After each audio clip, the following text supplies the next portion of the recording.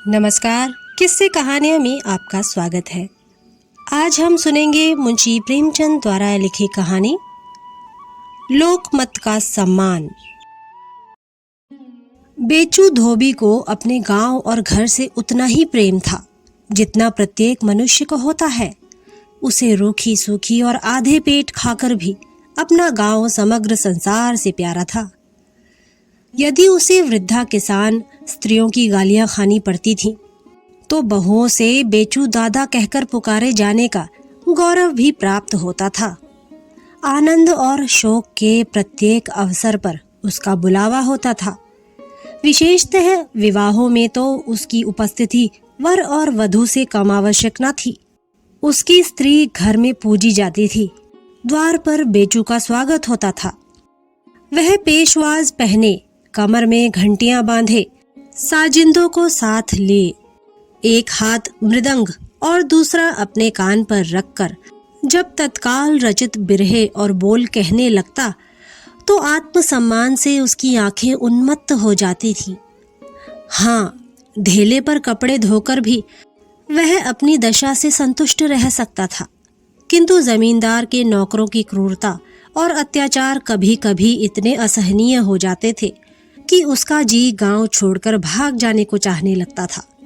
गांव में कारिंदा साहब के अतिरिक्त 5-6 चपरासी थे। उनके सहवासियों की संख्या कम न थी। बेचू को इन सज्जनों के कपड़े मुफ्त धोने पड़ते थे। उसके पास स्त्री न थी।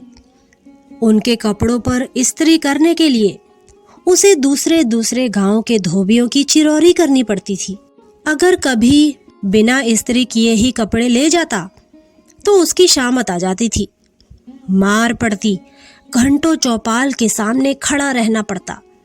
गालियों की वह बौछार पड़ती कि सुनने वाले कानों पर हाथ रख लेते। उधर से गुजरने वाली स्त्रियां लज्जा से सिर झुका लेती। जेठ का महीना था। आसपास की ताल तलैया सब सूख गई थी। बेचू को पहर रात रहते दूर के एक ताल पर जाना पड़ता था। यहाँ भी धोबियों की ओसरी बंधी हुई थी। बेचू की ओसरी 5वें दिन पड़ती थी। पहर रात रहे लादी लाद कर ले जाता, मगर जेठ की धूप में 9-10 बजे के बाद खड़ा ना हो सकता। आधी लादी भी ना धुल पाती। बिना धुले कपड़े समेट कर घर चला आता। गांव के सरल जजमान उसकी विपत्ति कथा सुनकर शांत हो जाते थे। ना कोई गालियां देता, ना मारने दौड़ता। जेठ की धूप में उन्हें भी पुर चलाना और खेत गोड़ना पड़ता था। अपने पैरों में बिवाए फटी थी, उसकी पीर जानते थे, परंतु कारिंदा महाशय को प्रसन्न करना इतना सहज ना था। उनके आदमी नित्य बेचू के सिर पर सवार रहते थे। वह बड़ी गंभीरता से कहते, तू एक अठवारे तक कपड़े नहीं लाता, क्या यह भी कोई जाड़े के दिन है? आजकल पसीने से दूसरे दिन कपड़े मैले हो जाते हैं, कपड़ों से बू आने लगती है, और तुझे कुछ भी परवाह नहीं रहती। बेचू हाथ पैर जोड़कर किसी तरह उन्हें मनाता रहता था। यहाँ तक कि एक बार उसे बातें करते 9 दिन हो गए और कपड़े तैयार ना हो सके। धुल तो गए थे पर इस्त्री ना हुई थी। अंत में विवश होकर बेचू 10वें दिन कपड़े लेकर चौपाल पहुंचा। मारे डर के पैर आगे ना उठते थे। कारिंदा साहब उसे देखते ही क्रोध से लाल हो गए। बोले, क्यों बे पाजी, तुझे गांव में रहना है कि नहीं? बेचू ने कपड़ों की गठरी तख्त पर रख दी और बोला, क्या करूं सरकार, कहीं भी पानी नहीं है और ना मेरे स्त्री ही है। कारिंदा बोले, पानी तेरे पास नहीं है और सारी दुनिया में है। अब तेरा इलाज इसके सिवाय और कुछ नहीं है कि गांव से निकाल दूं। शैतान, दाई से पेट छिपाता है, पानी नहीं, स्त्री नहीं। बेचू बोला, मालिक, गांव आपका है, चाहे रहने दे चाहे निकाल दे, लेकिन यह कलंक ना लगाए। इतनी उम्र आप ही लोगों की खिदमत करते हो गई, पर चाहे कितनी ही भूल चूक हुई हो, कभी नीयत बद नहीं हुई। अगर गांव में कोई कह दे कि मैंने कभी ग्राहकों के साथ ऐसी चाल चली है तो उसकी टांग की राह निकल जाऊं। यह दस्तूर शहर के धोबियों का है। निरंकुशता का तर्क से विरोध है। कारिंदा साहब ने कुछ और अपशब्द कहे। बेचू ने भी न्याय और दया की दुहाई दी। फल यह हुआ कि उसे 8 दिन हल्दी और गुड़ पीना पड़ा। 9वें दिन उसने सब ग्राहकों के कपड़े जैसे तैसे धो दिए, अपना बोरिया बंधना संभाला और बिना किसी से कुछ कहे सुने रात को पटने की राह ली। अपने पुराने ग्राहकों से विदा होने के लिए जितने धैर्य की जरूरत थी उससे वह वंचित था। बेचू शहर में आया तो ऐसा जान पड़ा कि मेरे लिए पहले से ही जगह खाली थी।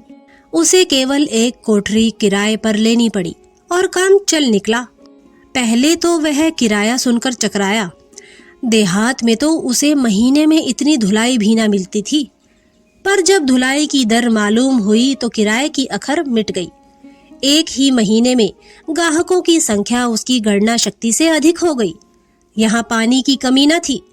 वह वादे का पक्का था। अभी नागरिक जीवन के कुसंस्कारों से मुक्त था। कभी कभी उसकी एक दिन की मजदूरी देहात की वार्षिक आय से बढ़ जाती थी, लेकिन 3 ही 4 महीने में उसे शहर की हवा लगने लगी। पहले नारियल पीता था, अब एक गुड़गुड़ी लाया। नंगे पांव जूते से वे शिष्ट हो गए और मोटे अनाज से पाचन क्रिया में विघ्न पड़ने लगा। पहले कभी कभी तीज त्योहार के दिन शराब पी लिया करता था, पर अब थकान मिटाने के लिए नित्य उसका सेवन होने लगा। स्त्री को आभूषणों की चाट पड़ी और धोबिनें बन ठन कर निकलती हैं, मैं किससे कम हूँ। लड़के खोमचे पर लट्टू हुए। हलवे और मूंगफली की आवाज सुनकर अधीर हो जाते। उधर मकान के मालिक ने किराया बढ़ा दिया। भूसा और खली भी मोतियों के मोल बिकती थी। लादी के दोनों बैलों का पेट भरने में एक खासी रकम निकल जाती थी। अतएव पहले कई महीनों में जो बचत हो जाती थी वह अब गायब हो गई। कभी कभी खर्च का पलड़ा भारी हो जाता, लेकिन किफायत करने की कोई विधि समझ में न आती थी। निदान स्त्री ने बेचू की नजर बचाकर ग्राहकों के कपड़े पछाई देने शुरू किए। बेचू को यह बात मालूम हुई तो बिगड़ कर बोला, अगर मैंने फिर यह शिकायत सुनी तो मुझसे बुरा कोई ना होगा। इसी इल्जाम पर तो मैंने बाप दादे का गांव छोड़ दिया। यहाँ से भी निकालना चाहती है क्या? स्त्री ने उत्तर दिया, तुम्ही से तो एक दिन भी दारू के बिना नहीं रहा जाता। मैं क्या पैसे लाकर लुटाती हूँ? जो खर्च लगे वह देते जाओ। मुझे इससे कुछ मिठाई थोड़े ही मिलती है। पर शनह शनह नैतिक ज्ञान ने आवश्यकता के सामने सिर झुकाना शुरू किया। एक बार उसे कई दिन तक ज्वर आया। स्त्री उसे डोली पर बिठाकर वैद्य जी के यहाँ ले गई। वैद्य जी ने नुस्खा लिख दिया। घर में पैसे न थे। बेचू स्त्री को कातर नेत्रों से देखकर बोला, तो क्या होगा, दवा मंगानी ही है। स्त्री बोली, जो कहो वह करूं। बेचू बोला, किसी से उधार ना मिलेगा। स्त्री बोली, सबसे तो उधार ले चुकी। मोहल्ले में राह चलना मुश्किल है, अब किससे लूं? अकेले जितना काम हो सकता है करती हूँ। अब छाती फाड़ के मर थोड़ी ही जाऊंगी। कुछ पैसे ऊपर से मिल जाते थे, लेकिन तुमने उसकी मनाही कर दी है, तो मेरा क्या बस है। 2 दिन से बैल भूखे खड़े हैं। 2 रुपए हो तो इनका पेट भरे। बेचू बोला, अच्छा, जो तेरे जी में आए कर। किसी तरह काम तो चला। मुझे मालूम हो गया कि शहर में अच्छी नीयत वाले आदमी का निर्वाह नहीं हो सकता। उस दिन से यहाँ अन्य धोबियों की नीति का व्यवहार होने लगा। बेचू के पड़ोस में एक वकील के मुहर्रिर मुंशी दाताराम रहा करते थे। बेचू कभी कभी अवकाश के समय उनके पास जा बैठता। पड़ोस की बात थी, धुलाई का कोई हिसाब किताब न था। मुंशी जी बेचू की खातिर करते, अपनी चिलम उतार कर उसकी तरफ बढ़ा देते। कभी घर में कोई अच्छी चीज पकती तो बेचू के लड़कों के लिए भिजवा देते। हाँ, इसका विचार रखते थे कि इन सत्कारों का मूल्य धुलाई के पैसे से बढ़ने ना पाए। गर्मियों के दिन थे, बारातों की धूम थी। मुंशी जी को एक बारात में शरीक होना था। गुड़गुड़ी के लिए पेचवान बनवाया, रोगनी चिलम लाए, सलेम शाही जूते खरीदे, अपने वकील साहब के घर से एक कालीन मंगनी लाए, अपने मित्र से सोने की अंगूठी और बटन लिए। इन सामग्रियों के एकत्रित करने में ज्यादा कठिनाई ना पड़ी, किंतु कपड़े मंगनी लेते हुए शर्म आती थी। बारात के योग्य कपड़े बनवाने की गुंजाइश ना थी।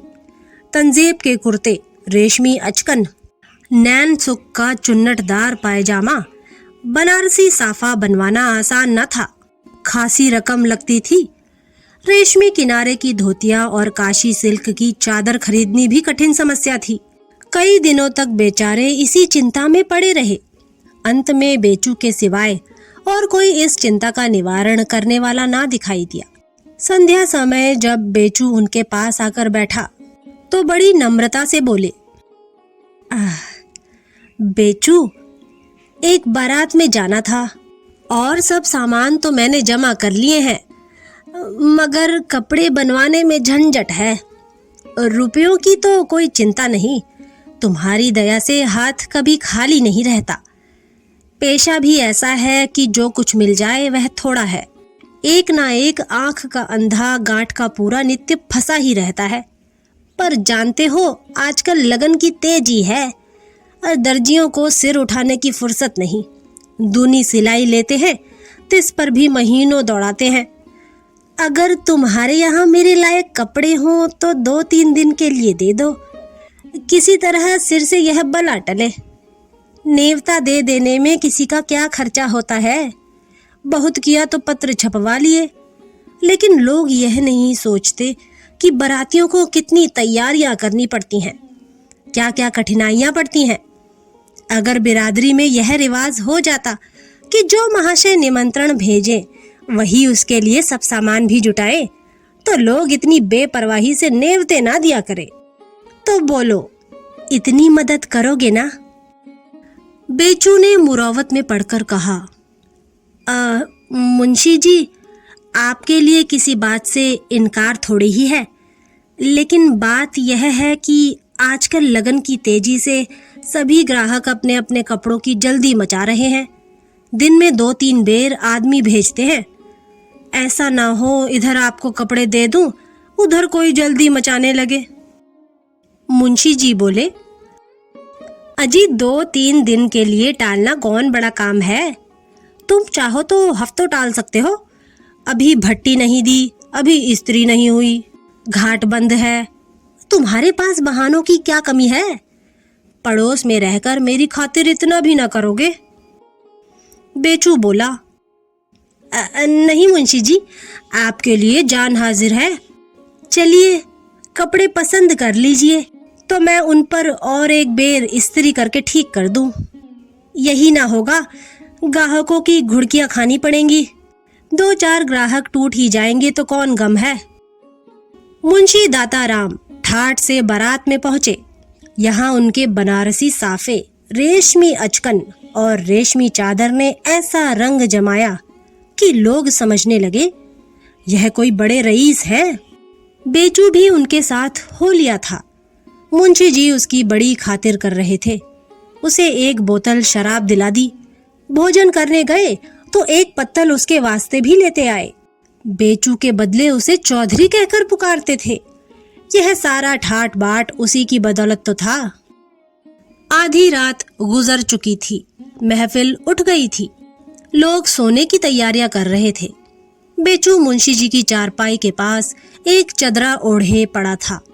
मुंशी जी ने कपड़े उतारे और बड़ी सावधानी से अलगनी पर लटका दिए। हुक्का तैयार था।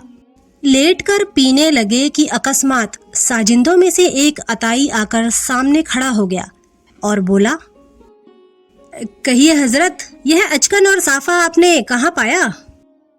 मुंशी जी ने उसकी ओर सशंक नेत्रों से देखकर कहा, इसका क्या मतलब? अताई बोला, इसका मतलब यह है, यह दोनों चीजें मेरी हैं। मुंशी जी ने दुस्साहसपूर्ण भाव से कहा, क्या तुम्हारे ख्याल में रेशमी अचकन और साफा तुम्हारे सिवाय और किसी के पास हो ही नहीं सकता? अताई बोला, हो क्यों नहीं सकता? अल्लाह ने जिसे दिया है वह पहनता है। एक से एक पड़े हुए हैं। मैं किस गिनती में हूँ? लेकिन यह दोनों चीजें मेरी हैं। अगर ऐसी अचकन शहर में किसी के पास निकल आए तो जो जरीबाना कहिए दूं। मैंने इसकी सिलाई 10 रुपए दिए हैं। ऐसा कोई कारीगर ही शहर में नहीं। ऐसी तराश करता है कि हाथ चूम ले। साफे पर भी मेरा निशान बना हुआ है। लाइए दिखा दूं। मैं आपसे महज इतना पूछना चाहता हूं कि आपने यह चीजें कहां पाई। मुंशी जी समझ गए कि अब अधिक तर्क वितर्क का स्थान नहीं है। कहीं बात बढ़ जाए तो बेइज्जती हो। कूटनीति से काम ना चलेगा। नम्रता से बोले, भाई यह ना पूछो। यहाँ इन बातों के कहने का मौका नहीं। हमारी और तुम्हारी इज्जत एक है। बस इतना ही समझ लो कि इसी तरह दुनिया का काम चलता है। अगर ऐसे कपड़े बनवाने बैठता तो इस वक्त सैकड़ों के माथे जाती। यहाँ तो किसी तरह नवेद में शरीक होना था। तुम्हारे कपड़े खराब ना होंगे इसका जिम्मा मेरा। मैं इनकी एहतियात अपने कपड़ों से भी ज्यादा करता हूँ। अताई बोला, कपड़े की मुझे फिक्र नहीं। आपकी दुआ से अल्लाह ने बहुत दिया है। रईसों को खुदा सलामत रखे। उनकी बदौलत 5 उंगलियां घी में है। ना मैं आपको बदनाम करना चाहता हूँ। आपकी जूतियों का गुलाम हो। मैं सिर्फ इतना जानना चाहता था कि कपड़े यह आपने किससे पाए। मैंने बेचू धोबी को धोने के लिए दिए थे। ऐसा तो नहीं हुआ कि कोई चोर बेचू के घर से उड़ा लाया हो या किसी धोबी ने बेचू के घर से चुरा कर आपको दे दिए हो, क्योंकि बेचू ने अपने हाथ से आपको हरगिज कपड़े ना दिए होंगे। वह ऐसा छिछोरापन नहीं करता। मैं खुद उससे इस तरह का मुआमला करना चाहता था। हाथों पर रुपए रख देता था, पर उसने कभी परवाह न की। साहब रुपए उठाकर फेंक दिए और ऐसी डांट बताई कि मेरे होश उड़ गए। इधर का हाल मैं नहीं जानता, क्योंकि अब मैं उससे कभी ऐसी बातचीत ही नहीं करता। पर मुझे यकीन नहीं आता कि वह इतना बदनीयत हो गया होगा। इसलिए आपसे बार बार पूछता हूँ कि आपने वह कपड़े कहाँ पाए। मुंशी जी बोले, बेचू की निस्बत तुम्हारा जो ख्याल है वह बिल्कुल ठीक है। वह ऐसा ही बेगरज आदमी है, लेकिन भाई पड़ोस का भी तो कुछ हक होता है। मेरे पड़ोस में रहता है, 8 पहर का साथ है। इधर से भी कुछ न कुछ सलूक होता ही रहता है। मेरी जरूरत देखी, पसीज गया, बस और कोई बात नहीं। अताई ने बेचू की निष्प्रहता के विषय में बड़ी अतिशयोक्ति से काम लिया था। न उसने बेचू के हाथ पर रुपए रखे थे और न बेचू ने कभी उसे डांट बताई थी। पर इस अतिशयोक्ति का प्रभाव बेचू पर उससे कहीं ज्यादा पड़ा, जितना केवल बात को यथार्थ कह देने से पड़ सकता था। बेचू नींद में ना सोया था। अताई की एक एक बात उसने सुनी थी। उसे ऐसा जान पड़ता था कि मेरी आत्मा किसी गहरी नींद से जाग रही है। दुनिया मुझे कितना ईमानदार, कितना सच्चा, कितना निष्कपट समझती है, और मैं कितना बेईमान, कितना दगाबाज हूँ। इसी झूठे इल्जाम पर मैंने वह गांव छोड़ा जहां बाप दादों से रहता आया था, लेकिन यहाँ आकर दारू शराब घी चीनी के पीछे तबाह हो गया। बेचू यहाँ से लौटा तो दूसरा ही मनुष्य हो गया था, या यूं कहिए कि वह फिर अपनी खोई हुई आत्मा को पा गया था। 6 महीने बीत गए। संध्या का समय था। बेचू के लड़के मलखान के ब्याह की बातचीत करने के लिए मेहमान लोग आए हुए थे। बेचू स्त्री से कुछ सलाह करने के लिए घर में आया तो वह बोली, दारू कहाँ से आएगी? तुम्हारे पास कुछ है? बेचू बोला, मेरे पास जो कुछ था वह तुम्हें पहले ही नहीं दे दिया था। स्त्री बोली, उससे तो मैं चावल दाल घी यह सब सामान लाई। 7 आदमियों का खाना बनाया है, सब उठ गए। बेचू बोला, तो फिर मैं क्या करूं? स्त्री बोली, बिना दारू लिए वह लोग भला खाने उठेंगे? कितनी नामूसी होगी। बेचू बोला, नामोसी हो चाहे बदनामी हो, दारू लाना मेरे बस की बात नहीं। यही ना होगा, ब्याह ना ठीक होगा, ना सही। स्त्री बोली, वह दुशाला धुलने के लिए नहीं आया है?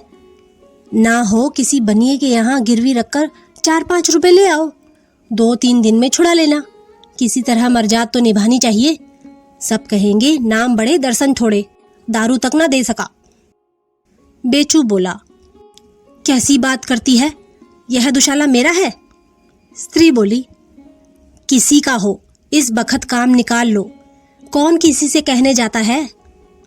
बेचू बोला, ना, यह मुझसे ना होगा, चाहे दारू मिले या ना मिले। यह कहकर बाहर चला आया।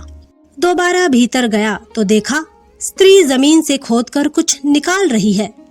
उसे देखते ही गड्ढे को आंचल से छिपा लिया। बेचू मुस्कुराता हुआ बाहर चला आया। तो दोस्तों, ये थी मुंशी प्रेमचंद द्वारा लिखी कहानी लोकमत का सम्मान। अगली बार फिर एक नई कहानी के साथ आपसे मुलाकात होगी। तब तक के लिए नमस्कार।